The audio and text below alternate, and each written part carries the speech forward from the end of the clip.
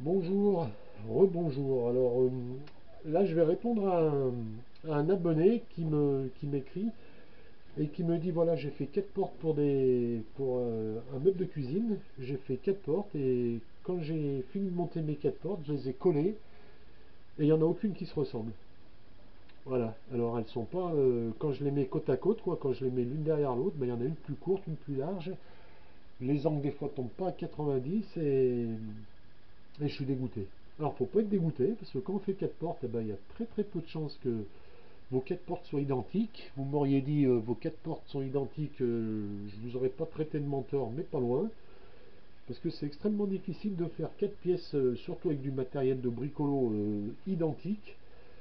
Alors, ça ne fonctionne pas comme ça, hein, c'est pas vrai. Maintenant, on peut s'approcher de la vérité, certes, hein, alors, là, on va imaginer que c'est une porte, hein, c'est mon fameux cadre renforcé que j'avais fait. Alors, ce qu'il faut savoir, c'est quand on voit une vidéo, on voit ça, on est content, on voit ça, c'est assemblé, mais en fait, une fois que c'est assemblé, bah, le travail commence en fait. Une fois que vous avez collé et assemblé, bah, le travail commence. Parce que forcément, vous allez le serrer, ça va pas tomber comme on veut. Ça aussi, il faut le dire, hein. Voir des abracadabras, dire ouais j'ai machiné, prendre l'équerre, dire voilà c'est super, ben ça marche pas comme ça, hein. Alors surtout ce genre d'assemblage à 45 degrés de fond, hein. Ça c'est ce qu'il y a de pire, hein. C'est ce qu'il y a de plus dur, hein.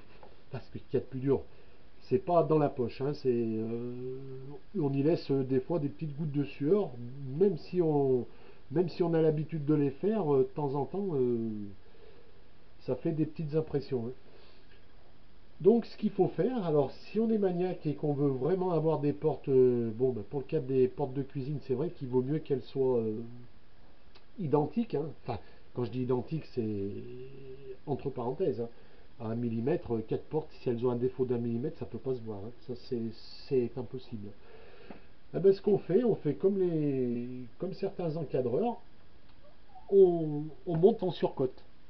C'est-à-dire, vous allez prendre là, je sais pas combien ça fait, je me souviens plus. Je crois que ça fait 23 et voilà 23,5. Et ben, on fait du 24. On travaille en surcote. On fait 24 et après, on vient repérer une base, par exemple ici, et on vient réusiner sa pièce sur un chariot ou même sur un guide, hein. On peut même le faire au guide parallèle, hein. Et on vient donc on met des butées, bien sûr, hein, on met sa butée ici pour refaire toutes ces portes. Pareil, et on vient réusiner. Donc ça, c'est une partie qui n'est pas signalée. Mais ça se fait, ça peut se faire. On vient réusiner une fois que c'est tout fini et ça va nous mettre toutes les pièces identiques si on met des butées et on tourne tout autour. Ça va. Autrement, il ne faut pas trop se prendre la tête, hein. Si une porte, elle bouge de quelques dixièmes jusqu'à 1 millimètre, ça ne peut pas se voir. On peut toujours tricher sur les charnières. Mais bon, ça reste un bon compromis de travailler en surcote. Voilà, ce qui permet d'avoir du travail un peu plus approchant de la vérité, on va dire. J'aime pas dire parfait ou précis parce que avec du matériel comme ça, le parfait et le précis, c'est pas tout à fait. Voilà, donc quand on voit des vidéos, on voit habituellement les vidéos, les mecs ils font un morteste long, ils assemblent ça, ils mettent l'équerre, c'est parfait, hein. Moi aussi, si je mets l'équerre ici, je suis parfaitement à 90. Ici, je suis parfaitement à 90. Ici aussi, parfaitement à 90. Donc ça veut dire, si on est malhonnête, ça veut dire que si ici j'ai 90 et ici 90, eh ben, je suis obligatoirement à 90 des deux côtés.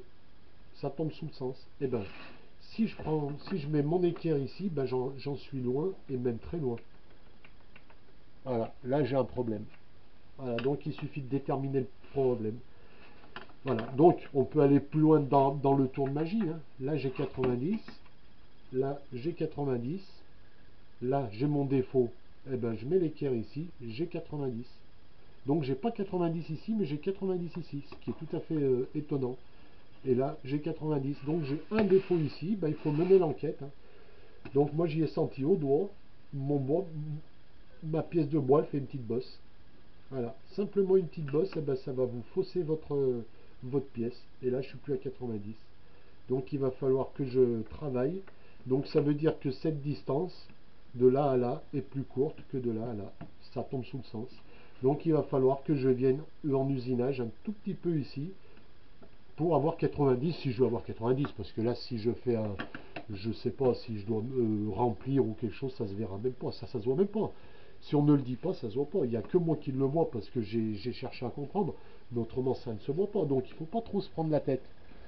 Voilà, donc quand vous faites des pièces à répétition, parce que le abracadabra ça marche pas, hein. Moi, quand vous faites des chaises, quand vous faites 6 chaises, ne vous attendez pas que les 6 soient identiques, hein. Je vous garantis, vous allez y laisser quelques gouttes de sueur, hein. Vous allez vous trouver dans des grands moments de solitude, hein. Vous faites 6 chaises, ça va varier carrément de plusieurs millimètres de la première à la dernière, hein. Malgré tous les réglages et le soin que vous pouvez amener, hein. Ça reste du bois, hein. Il ne faut pas rêver. Voilà, alors j'espère que j'ai assez bien répondu à cet abonné, hein. Enfin, abonné ou pas, je ne sais pas, hein. Donc voilà, donc on prend sa base, hein, et puis on réusine, hein. Clac, on passe une fois, on repère toutes ces bases, on ramène là, on travaille, hein. Il faut se laisser aller, hein. Il faut être un peu inventif, hein. Il n'y a pas de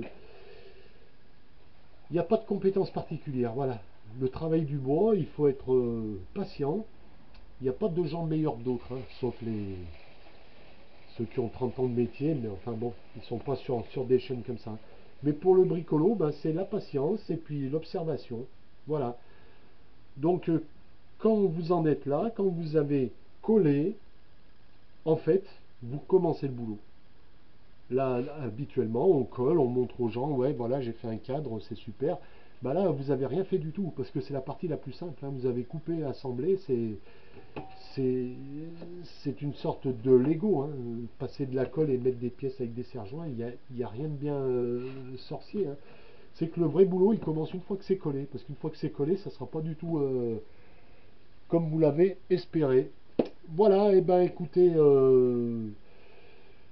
à bientôt, hein. N'hésitez pas, hein, pour les questions. Là, je suis un peu, j'ai un peu de temps, hein. Je bosse pas comme je vous l'ai dit en ce moment. J'ai pas de boulot en ce moment, donc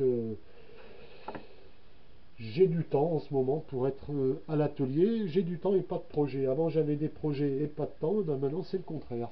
Voilà. Allez, bye bye.